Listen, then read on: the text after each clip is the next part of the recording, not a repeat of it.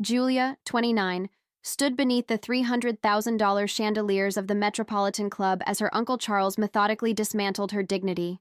Before 20 elite guests, he swirled his Macallan 25 in the center of the gilded circle. He then sneered, "I've decided to offer you a position as a receptionist at the firm, Julia.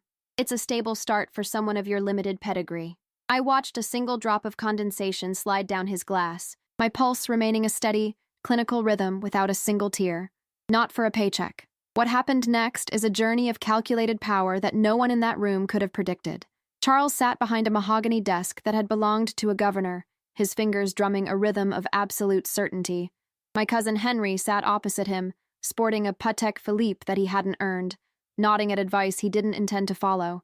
In that world, value was measured by the thickness of your pedigree and your ability to look comfortable in rooms where the wallpaper cost more than a teacher's annual salary. I was often positioned at the periphery, a ghost in silk, expected to be the decorative background for their maneuvers. My role was to listen, to provide the necessary silence that allowed Charles's ego to expand until it filled the entire penthouse. I watched the way the sunlight hit the Waterford crystal decanter, noting that it was always half empty by 3 in the afternoon, a small detail that hinted at the rot beneath the polished surface.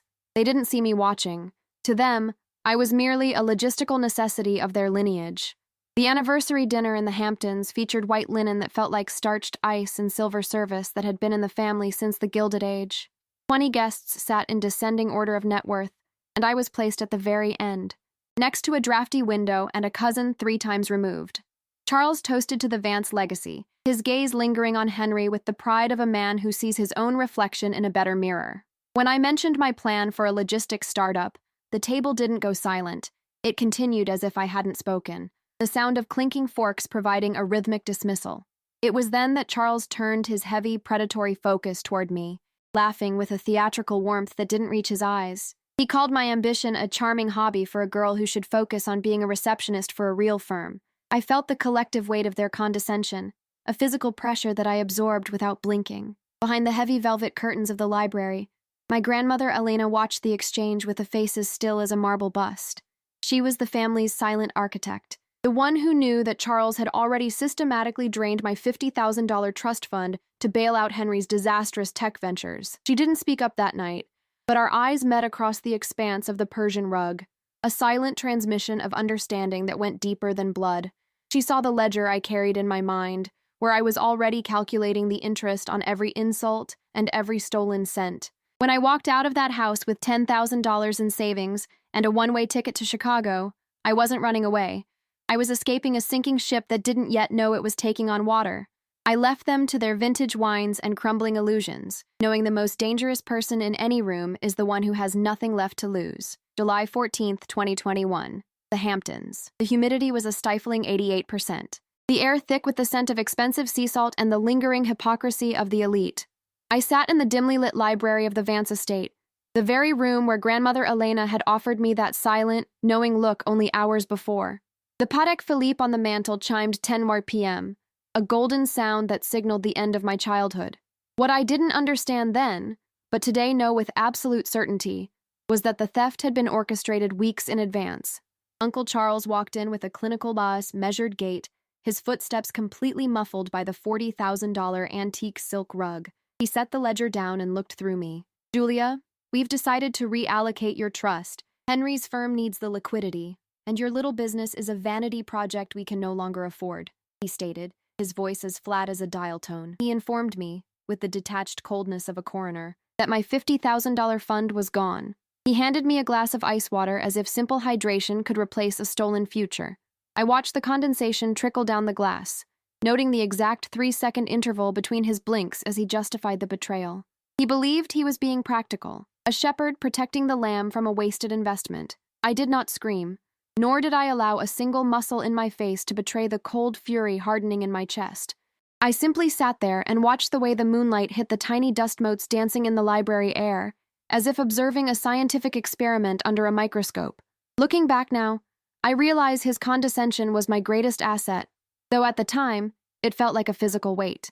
By diverting those funds to prop up Henry's failing dreams, Charles was attempting to systematically erase my independence. I stared at the family crest on his signet ring and realized it was nothing more than a brand for a dying breed. I walked out of that library with my spine straight and my pace measured, never looking back at the house that had tried to bury me. The silence of the long hallway was a heavy presence, broken only by the rhythmic, steady click of my heels on the marble floor.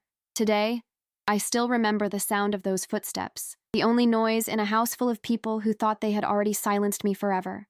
I was leaving tonight, not with his permission, but with the terrifying clarity of a woman who had finally seen the blueprint of her own cage and knew exactly how to dismantle it. At precisely 2:14 a.m., I boarded a Greyhound bus bound for Chicago with exactly $10,000 in personal savings and a laptop featuring a jagged, cracked screen. Today, that laptop sits in a glass case in my corporate headquarters, a reminder of the night the Vance legacy began to bleed out. The air inside the terminal smelled of stale coffee and a desperate, quiet sort of hope, a jarring contrast to the lavender-scented sheets I had discarded. I didn't look back at the receding New York skyline. Instead, I watched the heavy rain streak across the window, creating distorted maps of a city I was leaving. My phone buzzed with a hollow text from Henry, asking if I could help him understand the logistics for his firm, the very firm built upon the bones of my stolen inheritance. I deleted the message with a steady hand and blocked his number before the bus even cleared the city limits. I arrived in Chicago at 11:42 a.m. with a single suitcase and a decision that felt heavier than any physical luggage I carried. I found a tiny, cramped sublet where the elevator groaned like a dying beast and the radiator hissed through the nights. I sat on the cold linoleum floor, opened my laptop, and began. The Vance name was a ghost. Vantage Logistics was a blank page, and I was finally the only person holding the pen. Chicago in January 2022 was a landscape of gray slush and 4:12 a.m. alarms that sounded like a physical assault on the senses. I operated Vantage Logistics out of a 12-by-12 office in the West Loop, where the radiator rattled with a rhythmic, metallic cough that punctuated my 19-hour workdays. The air smelled of burnt electrical components and the bitter, stale dregs of 5-cent office coffee that I drank only for the caffeine, never the flavor. I was no longer the girl in the Hamptons. I was a ghost in a charcoal hoodie, cold-calling regional freight carriers, while my fingers grew numb in the poorly insulated room. I tracked 312 individual shipments on a spreadsheet that lived on my cracked laptop screen, meticulously documenting every 6-minute delay. The Vance name was a heavy coat I had stripped off and burned. I was building a nervous system for the Midwest's industrial heart, one pallet of steel at a time. By November 2022, the pressure reached a critical mass during a 48-hour blizzard that threatened to bankrupt my fledgling operation. A shipment of critical medical components worth $142,000 was stranded in a jackknifed trailer outside of Des Moines, and the client was threatening a lawsuit that would have ended Vantage before it truly began. I spent 36 hours on the phone, my voice cracking into a dry rasp, negotiating with 3 different towing companies while the blue light of the monitor etched deep lines into my face. I didn't permit myself the luxury of panic or the weakness of a single tear. Instead, I focused on the precise angle of the GPS coordinates on my screen. I eventually secured a private courier at 3:14 a.m. for a premium of $4,000, a sum that left me with exactly $12 in my checking account. I sat in the silence, listening to the wind howl, and understood that survival was merely endurance. On a Tuesday morning in March 2023, a courier delivered a weathered manila envelope that changed the structural integrity of my isolation. Inside was a key to a safety deposit box in a downtown Chicago bank and a handwritten note from grandmother Elena, dated 3 years prior. She had established a blind trust in my name, funded by the sale of her private jewelry collection, worth $384,000. The note didn't offer comfort. It offered instructions. She had anticipated Charles's theft of my inheritance with the clinical foresight of a grandmaster, leaving me this strategic reserve for the exact moment I reached my breaking point. I stood in the vault of the bank, the air smelling of cold brass and old paper, and realized I was no longer just surviving. This wasn't a gift. It was a weapon she had forged in silence. I didn't feel relief. I felt a sharpening of intent. The fund allowed me to scale Vantage into a Tier 1 operator. By the end of 2024, Vantage Logistics was no longer a secret to the industry, though the woman behind it remained a ghost to the Vance family. We were moving 600 million tons of freight annually, and our revenue hit $2.5 million with a precision that would have terrified my Uncle Charles. I moved the headquarters to a glass-walled suite overlooking the Chicago River, where the furniture was minimalist and the silence was expensive. I replaced my hoodies with tailored navy blazers and practiced the art of being invisible while standing in the center of the room. I monitored the Vance family's public appearances from a distance, watching as Charles boasted about his firm's expansion while I knew, through my logistics data, that his primary clients were bleeding cash. I wasn't waiting for a moment of weakness. I was waiting for the inevitable intersection of our paths. I had become the invisible infrastructure of a world they thought they owned. The irony of our connection became tangible in early 2025, when Miller Stone, the largest corporate client of my uncle's law firm, signed an exclusive 5-year contract with Vantage. Charles sat at their board meetings, praising the revolutionary efficiency of their new logistics partner, never realizing that every penny of the $750,000 retainer was being deposited into my accounts. He was unknowingly funding the very woman he had called a receptionist at best, his own ego blinded by the polished facade of the corporate entities I had created to mask my identity. I watched the video transcripts of those meetings, noting the way he adjusted his bespoke tie and laughed with a hollow, predatory warmth. He spoke of pedigree and survival, while I was the one keeping his client's supply chain from collapsing under the weight of his own outdated advice. He was paying me to sustain the illusion of his competence, a clinical, beautiful reality. In the shadow of Vantage's success, I formed Sterling Assets, a holding company designed for the sole purpose of anatomical dissection. I didn't want revenge. I wanted the cold, hard reality of ownership. Through Sterling, I began quietly acquiring the distressed debt of various tech startups in New York, focusing specifically on those connected to my cousin Henry. I discovered that Henry's liquidity crisis was far worse than the family's public image suggested, involving a $350,000 deficit in client escrow funds. By June 2025, I had purchased his primary defaulted notes from a Tier 2 lender for 60 cents on the dollar, becoming the majority creditor to the Vance family's most protected secrets. I sat in my Chicago office at 11:58 p.m., the lights of the city reflecting in my glass of still water, and reviewed the final signatures on the acquisition. The trap wasn't something I had set. It was something they had built themselves with arrogance. The Metropolitan Club at 8:14 p.m. was a cathedral of manufactured prestige, where the air tasted of aged cedar and the quiet desperation of old money trying to stay relevant. I stood near a fluted marble column, my navy silk dress a shadow against the gilded opulence that defined my family's ancestral playground. The gala was a sea of $3,000 tuxedos and heirloom diamonds, a choreographed display of wealth that I once found intimidating, but now viewed with the detached curiosity of a biologist studying a dying species. I watched the servers move with surgical precision, their white gloves a stark contrast to the red wine they poured for men who hadn't worked a day in their lives.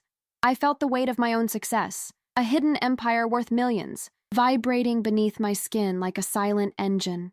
What the people in this room didn't understand was that I was no longer a guest. I was a predator observing the herd from the tall grass. Uncle Charles approached me with a predatory grace, his chest puffed out like a peacock in a charcoal Brioni suit that cost exactly $6,400. He held a crystal glass of Macallan 25, the amber liquid catching the light of the $300,000 chandelier above us. His smile was a practiced mask of familial concern, the kind of expression a landlord might give a tenant he is about to evict for sport. Behind him, my cousin Henry hovered, his face flushed a suspicious shade of crimson that betrayed the $350,000 secret rotting in his firm's escrow accounts. I noted the way Henry's hand shook as he reached for a canapé, a microscopic tremor that signaled the beginning of a total systemic collapse. They saw a niece who had crawled back to the city for a handout, a girl who had presumably failed in the cold streets of Chicago and returned for scraps of their perceived mercy. "Julia, you look remarkably resilient tonight," Charles said, his voice carrying the heavy, artificial warmth of a man who enjoys the sound of his own magnanimity. He leaned in closer, the scent of expensive tobacco and peppermint masking the underlying stench of a man who had stolen from a child to save a sinking son. He didn't ask about my life or my business. To him, my existence over the last 5 years was merely a regrettable footnote in the Vance family ledger. He spoke with the absolute authority of a grandmaster, as if his words could reshape the reality of my achievements into a narrative of pathetic struggle. He gestured toward the room, his hand sweeping across the gathered elite of Manhattan as if he were showing me a kingdom I could never hope to enter.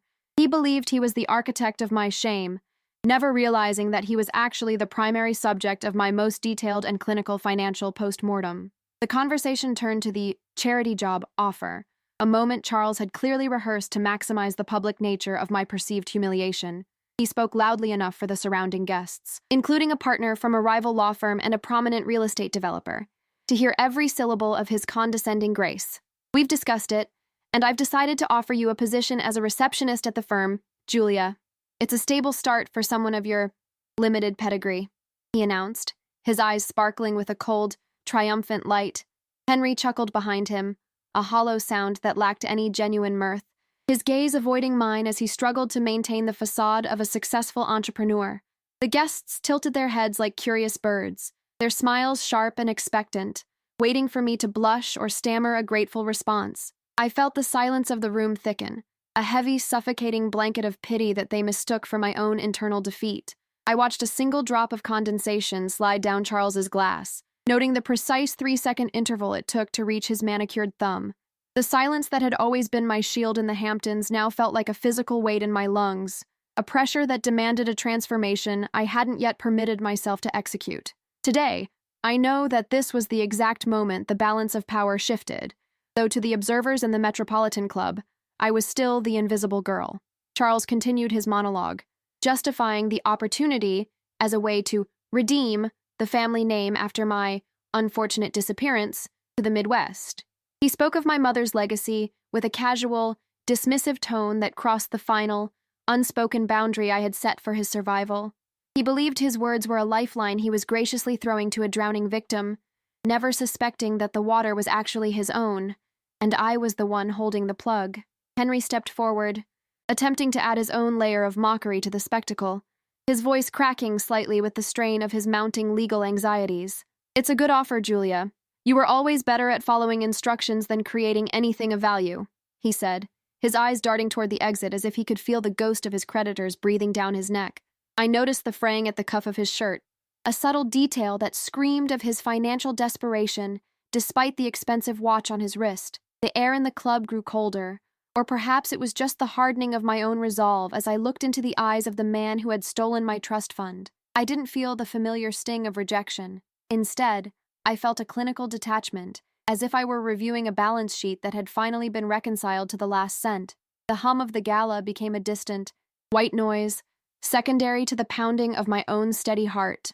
What I didn't understand then, but today realized with absolute clarity, was that my silence wasn't a sign of weakness, but the final gathering of a storm they had spent years brewing. I looked at the silver service on the tables, the forks arranged with a precision that mirrored the rigid hierarchy of the Vance family's narrow world.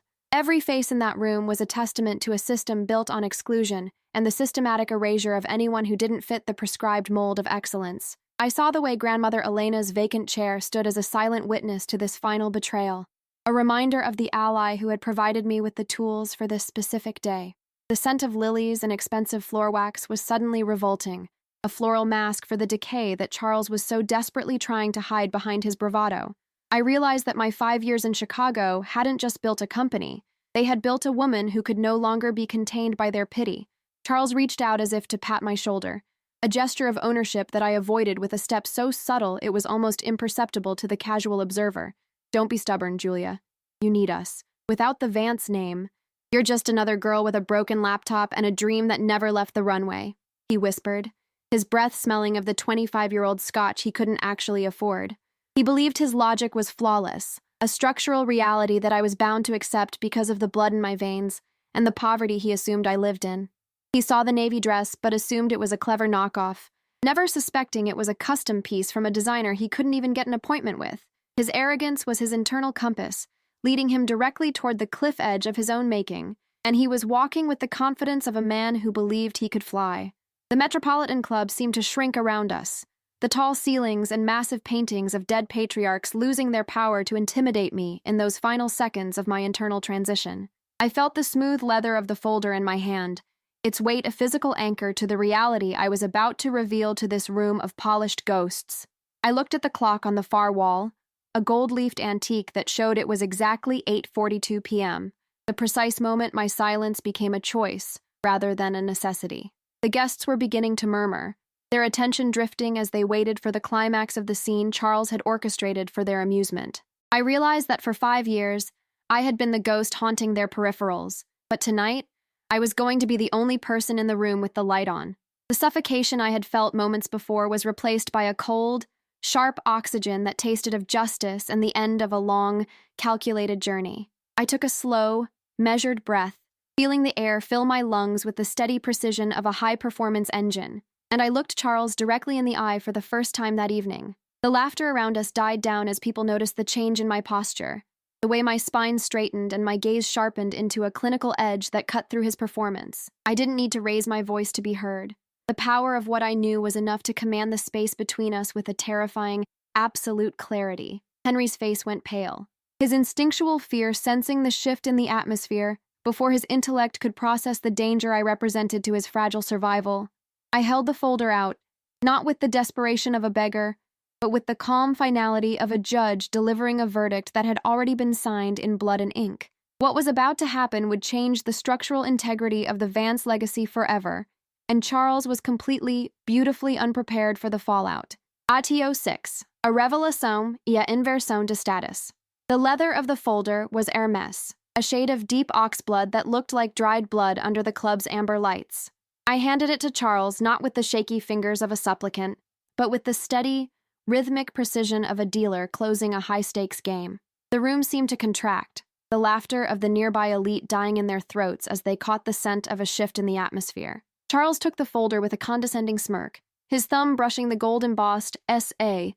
on the cover without recognizing the acronym for Sterling Assets. He believed he was accepting a resume, a final surrender from the niece he had tried to bury in the Midwest. I watched the way his pupils dilated as he flipped open the first page, revealing the 84-point font of a legal foreclosure notice on Henry's primary tech holdings. Today, I remember the exact sound of the paper sliding against the leather, a dry, rasping noise that heralded the end of his 5-year masquerade. The first document was not a request for employment, but a certified copy of the $350,000 promissory note Henry had defaulted on 3 weeks prior. Charles's face transitioned from a mask of paternal arrogance to a shade of pale gray that matched the ash of his expensive cigar. He stared at the signature line where Sterling Assets was listed as the primary creditor, his eyes darting to me as if trying to find the girl he had mocked in the Hamptons. I stood perfectly still, my hands resting at my sides, noting the way the ice in his glass began to rattle against the crystal. Henry leaned over his father's shoulder, his breath catching in a ragged, audible hitch that signaled his immediate realization of the legal catastrophe. The charity job he had just offered me was now a grotesque irony, a hollow gesture directed at the woman who currently held the deed to his son's professional survival. I didn't smile. The satisfaction was purely structural, a mathematical reconciliation of a long-overdue debt. Sterling Assets is a Chicago-based holding company. Charles, I said, my voice a flat, clinical line that carried further than a scream ever could. I watched his hands begin to tremble, a microscopic vibration that caused a single drop of Macallan to spill onto the white tablecloth. I explained, with the detached clarity of a financial auditor, that Sterling had acquired 100% of Henry's distressed debt at 60 cents on the dollar. The room was now a vacuum of silence, the surrounding guests frozen in various poses of interrupted socialite grace. I noted the brand of the watch on Henry's wrist, the Patek Philippe he had bought with my stolen trust fund, and realized it would likely be auctioned within the next 90 days. Charles tried to speak, his mouth opening and closing like a landed fish, but the words were trapped behind the reality of the $2.5 million annual revenue report for Vantage Logistics. He was looking at the woman he called a receptionist and seeing the architect of his own systemic collapse. The second document was a forensic accounting report, 42 pages of evidence detailing the illegal diversion of $50,000 from my trust fund in 2021. Today, I know that grandmother Elena had already flagged these transactions in the blind trust she left for me, but seeing them printed on high-bond legal paper felt like a physical weight. Charles's grip on the folder tightened until his knuckles turned a sharp, skeletal white, his internal logic failing to find a justification for the theft in the face of such evidence. He looked around the room, desperately seeking a friendly face, but the elite of Manhattan are quick to scent blood in the water and had already begun to distance themselves. I watched the partner from his rival firm take a deliberate step back, his eyes fixed on the foreclosure notice with professional interest. The hierarchy Charles had spent decades building was dissolving in the time it took him to turn a single page. He wasn't a powerhouse anymore. He was a man holding a ledger of his own sins. Henry's voice finally broke the silence, a desperate, thin sound that lacked any of the Vance family's characteristic authority. "Julia, we can talk about this. We're family," he stammered. his eyes wide with the terror of a man who has finally seen the inside of a prison cell.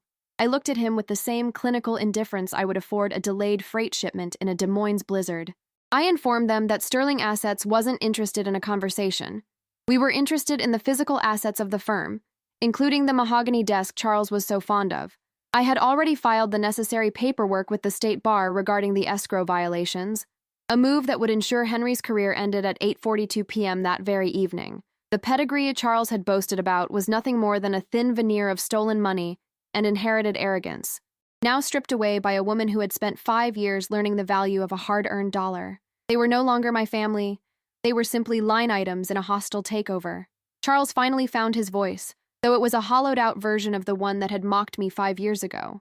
"You've been planning this since the night you left," he whispered, his eyes searching mine for a flicker of the anger he could understand. I shook my head slowly, my gaze fixed on the gold-leafed clock that showed the exact moment his professional life began to expire. I told him that I hadn't planned his failure. I had simply built a world where his competence was no longer a required variable. The revelation wasn't a calculated move for revenge. It was the inevitable result of him choosing to steal from the only person who actually knew how to build something from nothing. He was the one who had invited me here to humiliate me, never suspecting that the stage he had built was actually my own. The leather folder felt like a tombstone in his hands, a heavy, permanent record of every mistake he had made under the assumption that I was invisible. As the realization of his total displacement settled over him, I noted the smell of lilies once more, now mixed with the sharp, metallic scent of his cold sweat. I took back the folder with a single, fluid motion, the Hermes leather feeling cool and familiar against my palm. I told him that a charity job offer was declined, but that my firm would be in touch regarding the eviction notice for the downtown office suite. Today, I remember the way he looked in that moment, diminished, a charcoal suit draped over a man who had finally run out of air. I didn't need to yell or demand an apology. The reality of the documents was more devastating than any words I could have chosen. I turned away from the table, my spine straight and my pace measured, leaving them to the silence of the Metropolitan Club. I walked toward the exit without looking back, the sound of my heels on the marble floor the only rhythm in a room that had finally learned to be quiet. The sunrise over the Chicago River was a sharp, clinical white on the morning after the gala. I sat in my office at 5:14 a.m., the only sound being the soft hum of the HVAC system and the rhythmic ticking of my own desk clock. My phone remained face down on the granite surface, a silent graveyard of missed calls and frantic text messages from numbers I hadn't saved in years. Today, I know that Uncle Charles spent those same hours staring at the oxblood leather folder I had left in his trembling hands, the ink of the foreclosure notice likely searing into his retinue of excuses. He was in his library, the one with the $40,000 silk rug, surrounded by the physical evidence of a legacy that had just been declared insolvent. I watched a single tugboat maneuver a barge through the icy water below, its movement slow and calculated, mirroring the way I was now repositioning the pieces of the Vance family's shattered board. By 9 a.m. on Monday, the first legal volley was delivered to the 42nd floor of the firm's Midtown headquarters. I didn't send a process server with a grudge. I sent a courier in a crisp, unmarked uniform who handled the documents with the same professional indifference as a grocery delivery. The partners were already gathering in the conference room, the scent of expensive roast coffee and mounting anxiety filling the air as they reviewed the escrow violations I had flagged. Charles arrived late, his tie slightly askew for the first time in 30 years, a microscopic detail that spoke volumes to the associates watching from the hallways. He walked past the receptionist, the very position he had offered me, and didn't realize that his keycard had already been deactivated by the building's new majority leaseholder, Sterling Assets. The sound of the card reader's red light rejection was a sharp, electronic beep that signaled the end of his era. Henry's office was a landscape of panicked disarray when the forensic auditors arrived at 10:12 a.m. He had tried to shred documents during the night, but the digital trail of the $350,000 escrow deficit was a permanent scar on the firm's servers. I monitored the progress from my laptop in Chicago, watching the data transfer bars crawl across the screen with a patience born of 5 years in the logistics trenches. The air in his office reportedly smelled of stale sweat, and the citrus-scented cleaning fluid used on the mahogany desk he was no longer authorized to touch. He sat in the corner, his Patek Philippe watch catching the harsh fluorescent light, a redundant accessory for a man who had finally run out of time. He didn't call me to apologize. He called to ask for a loan, his voice a ragged, desperate sound that I listened to once before deleting the recording forever. The family dinner that was supposed to celebrate Henry's upcoming merger became a silent vigil in an empty dining room.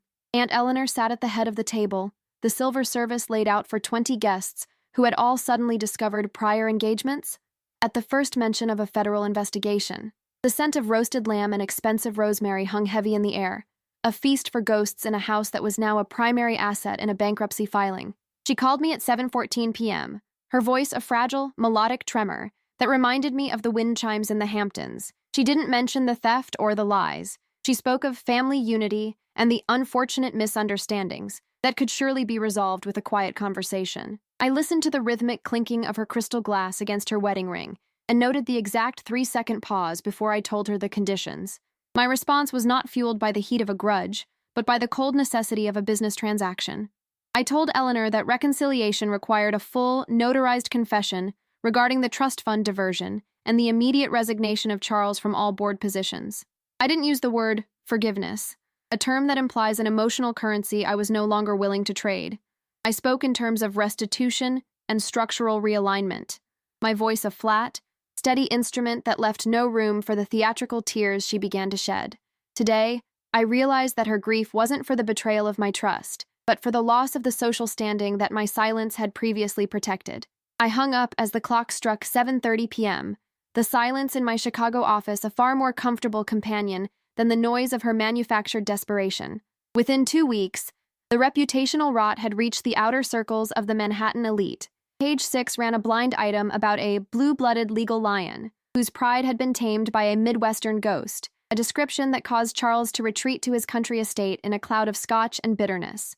The partners at the firm held a vote at 4:00 p.m. on a Thursday, a cold, unanimous decision to remove the Vance name from the letterhead to preserve what remained of their client base.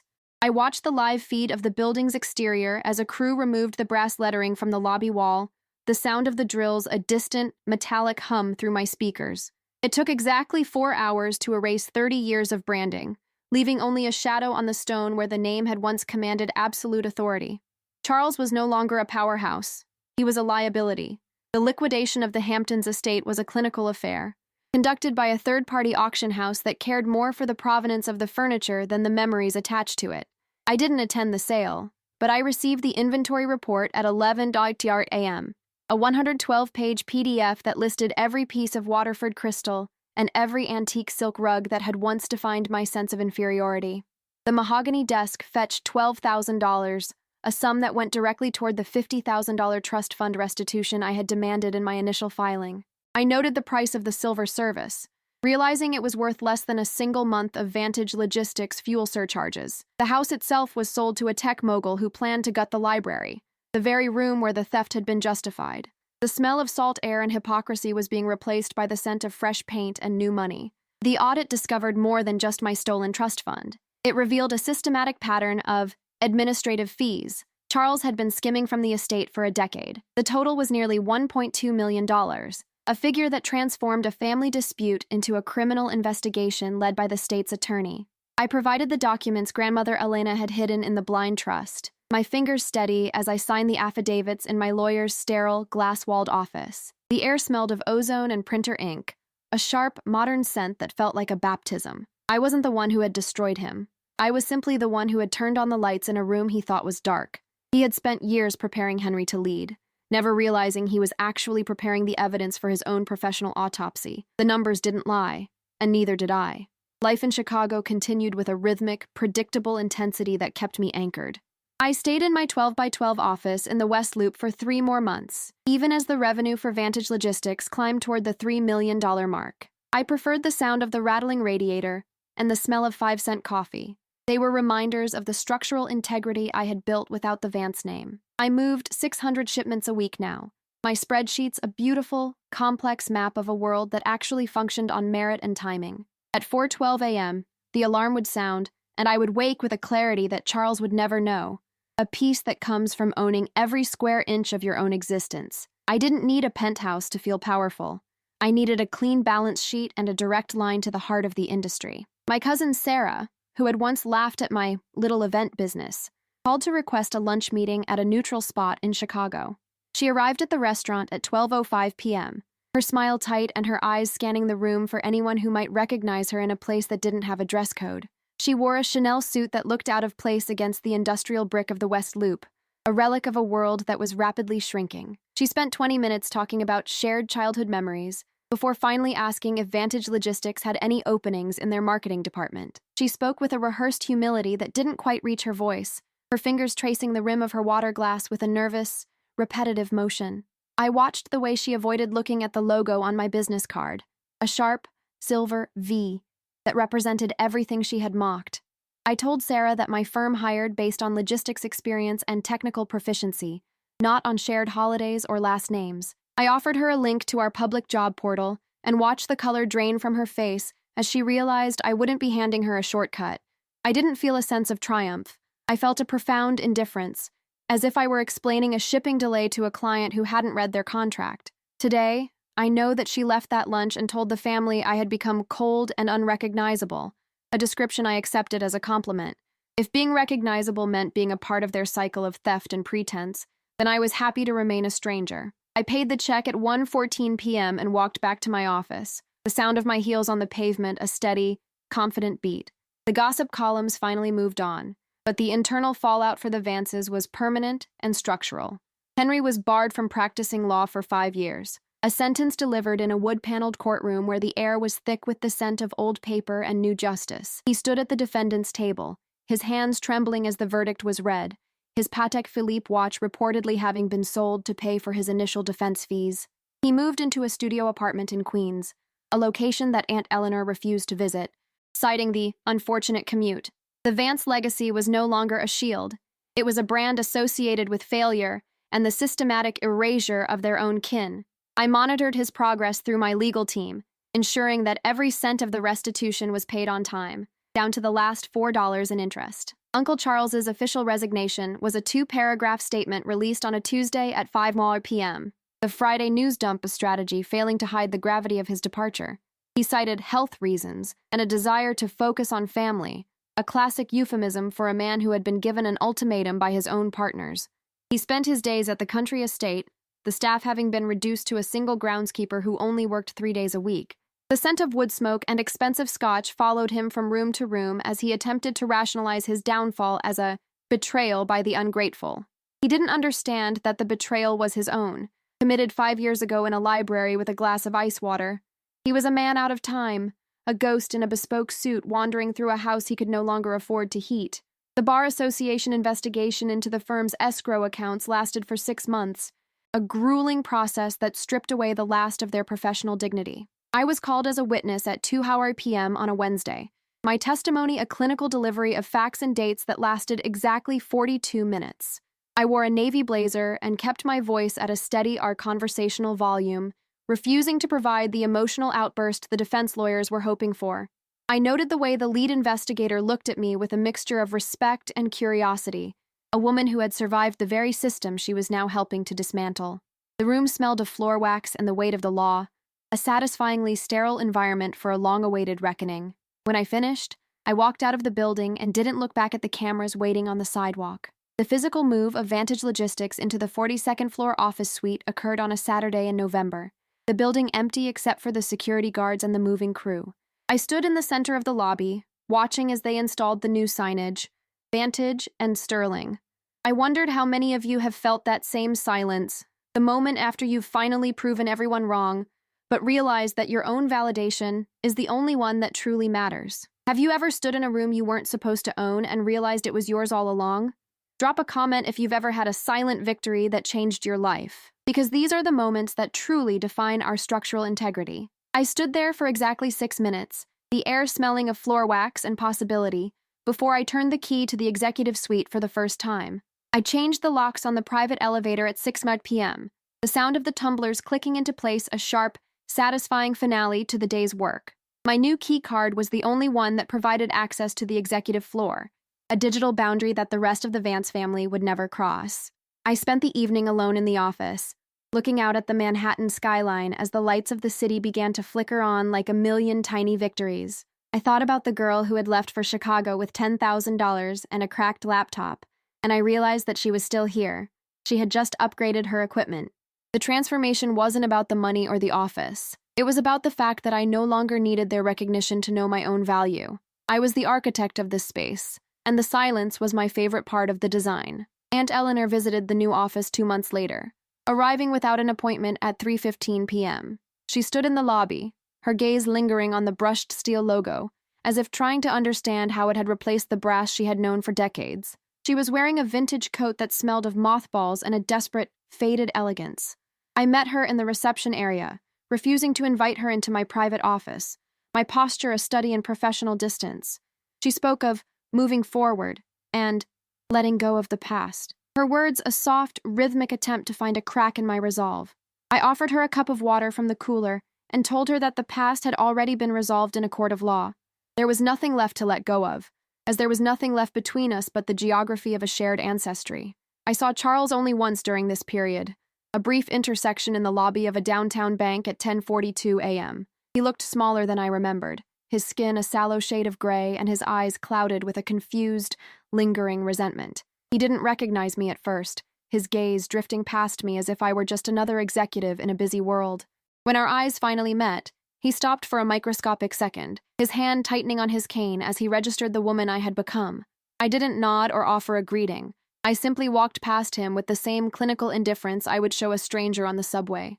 The scent of his expensive tobacco was a faint, dying ember in the sterile air of the bank. Today, I know that he spent the rest of that afternoon calling Eleanor, asking her if she thought I would ever come home for the holidays. The trust fund recovery was finalized on a Friday afternoon, the $50,000 plus 5 years of compounded interest appearing in my account with a soft, electronic chime. It was a symbolic victory, the money itself representing less than a single day's profit for Vantage, but the structural reconciliation was essential. I used the funds to establish a scholarship for young entrepreneurs from underrepresented backgrounds, ensuring that my stolen inheritance would fund the very dreams Charles had tried to mock. The press release was issued at 4 p.m., a brief 3-paragraph announcement that didn't mention the Vance name once. I sat in my office and watched the sunset over the river, the $50,000 having finally been transformed from a source of trauma into a legacy of opportunity. The ledger was finally balanced, and I was the one who had closed the books. Grandma Elena's legacy was the final piece of the puzzle, the blind trust she had created now fully integrated into the Sterling Assets portfolio. I visited her grave at 11 a.m. on a Tuesday, the air cold and the ground covered in a light dusting of snow. I didn't bring flowers. I brought a copy of the Vantage annual report and a photo of the new office signage. I stood in the silence of the cemetery and felt a profound gratitude for the woman who had seen the structural rot of her family and provided me with the tools to survive it. She hadn't offered me comfort. She had offered me a strategic reserve, a weapon she knew I would eventually need. I left the report on the stone and walked away, the sound of my footsteps muffled by the snow, a silent transmission of thank you to the only Vance who had truly loved me. The family meeting I refused to attend was held at 7 p.m. on a Sunday in December, a gathering of the remaining Vances to discuss the future of the lineage. I received a summary of the meeting from a source close to the family, a 3-page email that detailed their mounting anxiety over my silence and my success. They spoke of me as if I were a natural disaster they had to navigate, a force of nature that had disrupted their predictable world. They discussed outreach strategies and mediation, never realizing that I had already moved on to a world where their opinions were no longer a relevant variable. I read the email while eating a quiet dinner at my desk, the rhythmic chewing of my salad, the only sound in the office. I didn't reply to their invitation. I simply archived the email and continued with my work. Business expansion continued with the acquisition of 2 regional freight carriers in Ohio and Michigan, a move that solidified Vantage's dominance in the Midwest. At 9:14 a.m. on a Monday, the contracts were signed, adding another 120 trucks to our fleet and $1.5 million in projected annual revenue. I managed the integration from my Manhattan office, my team of 25 employees moving with a surgical precision that would have terrified my Uncle Charles. We were no longer a little event business. We were the nervous system of an industrial empire, and I was the one holding the scalpel. The air in the office was electric with the energy of growth, a sharp, metallic hum of productivity that I found far more intoxicating than any gala or social event. I was building a future that didn't require a pedigree, and every new contract was a brick in a fortress they couldn't breach. Charles's drinking reportedly worsened in the winter months. the scent of scotch becoming his primary companion in the cold library of his estate. He stopped answering his phone at 9 p.m., a detail that Eleanor shared with me during one of her weekly, unanswered voicemails. He was a man who had built his life on the illusion of control, and without the firm and the family's respect, he had nothing but the ghosts of his own decisions. I watched his public social media profiles from a distance, noting the way he looked increasingly disheveled in the few photos that were posted. He was a cautionary tale in a bespoke suit, a reminder that arrogance is a fragile foundation for a legacy. I didn't feel pity. I felt a clinical curiosity, as if I were watching a long-duration stress test on a structural beam that was finally starting to buckle. The word forgiveness was used frequently in the letters I received from various cousins, a linguistic trap designed to make me feel responsible for their discomfort. They spoke of the spirit of the holidays and the importance of letting go, their words a soft, rhythmic attempt to guilt me into a reconciliation that would only serve their interests. I understood that they didn't want my forgiveness. They wanted my silence and my resources, a way to fold me back into the hierarchy they had used to exclude me. Today, I know that true peace isn't about forgiving those who stole from you. It's about building a life where their presence is no longer a requirement for your happiness. I recycled every letter without opening them, the sound of the paper shredder a steady, rhythmic confirmation of my own independence. I was moving forward, and I wasn't taking their baggage with me. My definition of peace became the silence of my own office at 8 p.m., a space where I was the only person who set the terms of engagement. I sat in my black granite chair and looked out at the city, the lights of Manhattan reflecting in my glass of still water with a clarity that felt like a reward. I wasn't waiting for an apology or a moment of contrition from Charles.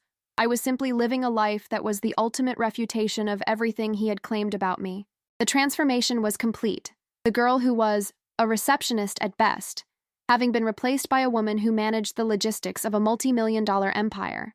I felt a cold, sharp satisfaction in the knowledge that my success was entirely my own, a structural reality that no amount of family drama could ever dismantle. I was the one who had survived, and I had done it on my own terms. The auction of the Patek Philippe and the mahogany desk was finally concluded in late January, the proceeds barely covering the legal fees Henry had accumulated.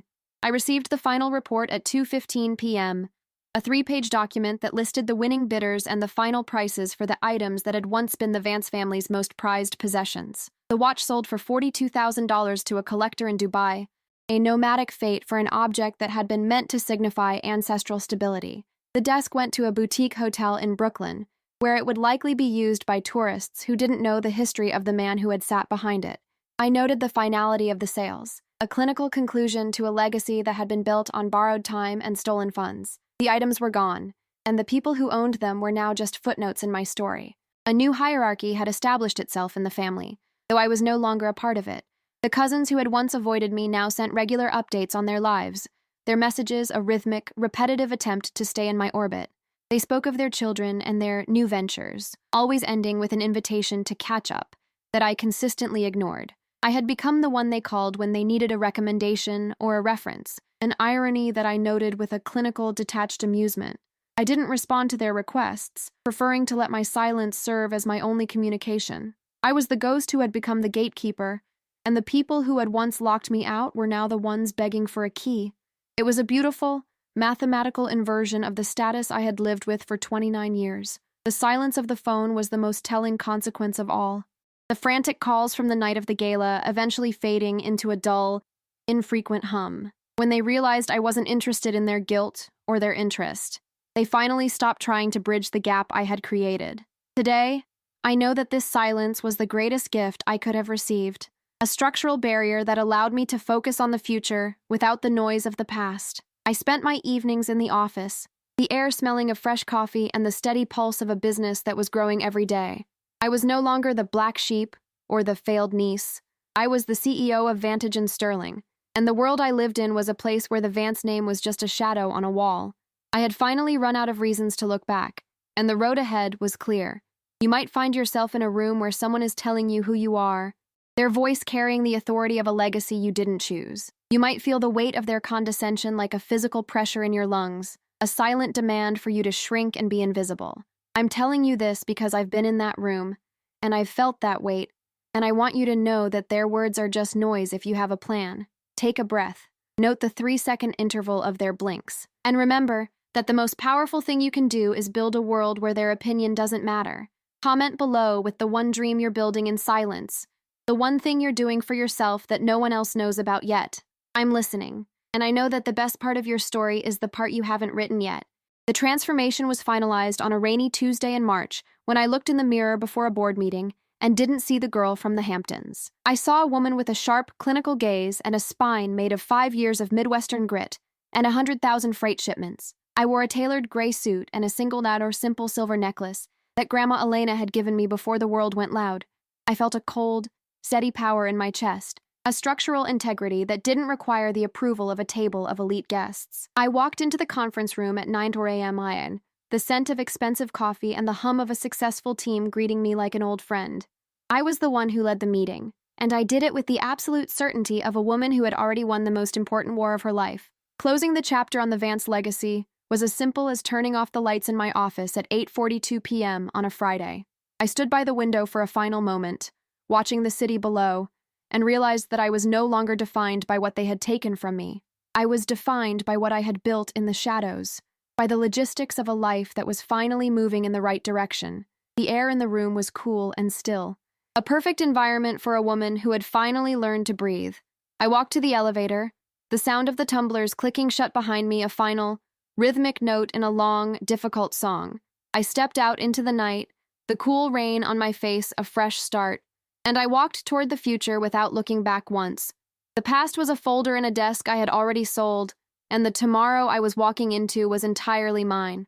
I sit in my office on the 42nd floor, watching the first light of a Tuesday morning strike the glass case containing my old cracked laptop.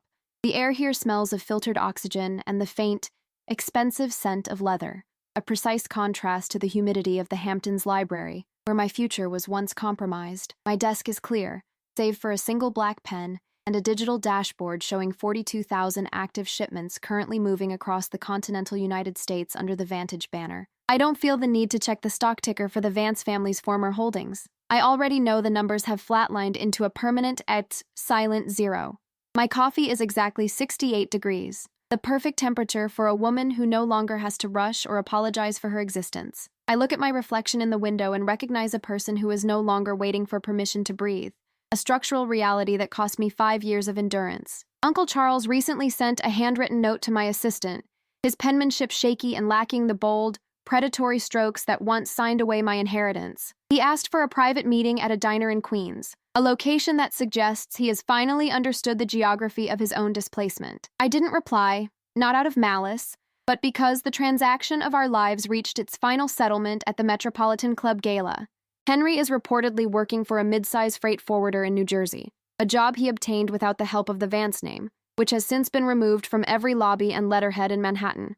The mahogany desk where he once sat is now part of the lobby decor in a boutique hotel I acquired last quarter, a piece of furniture that tourists use to rest their shopping bags. My life is now measured by the precision of my logistics networks, rather than the approval of elite guests who have long since forgotten my name. For those of you who have ever been told you are a receptionist at best, or that you lack the pedigree to survive the real world, I have a clinical observation to share.